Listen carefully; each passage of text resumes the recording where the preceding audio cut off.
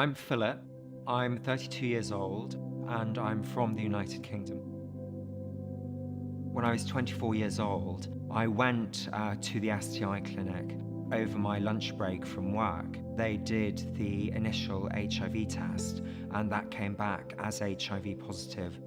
I returned to my apartment and I lay down on my sofa, curled up in a fetal position and cried. It was an intensely emotional moment for me. Where I was working in the city, it was surrounded by a lot of really beautiful Baroque churches, and I would try to escape the office sometimes for half an hour just for some peace and quiet. I started to actually reflect on faith.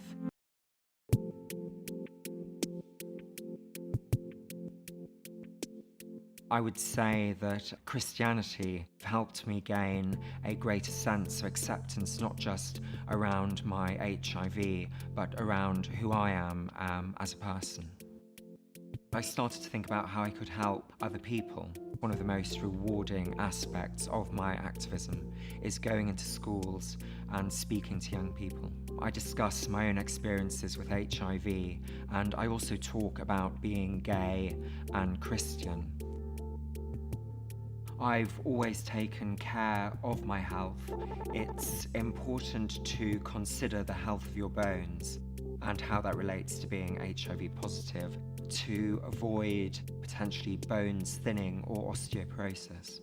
In terms of maintaining healthy bones, it's good if you can maintain a healthy body weight, which entails having a healthy diet. At the core of that is having enough calcium. It also includes dark green vegetables, and getting enough vitamin D from sunlight is also important.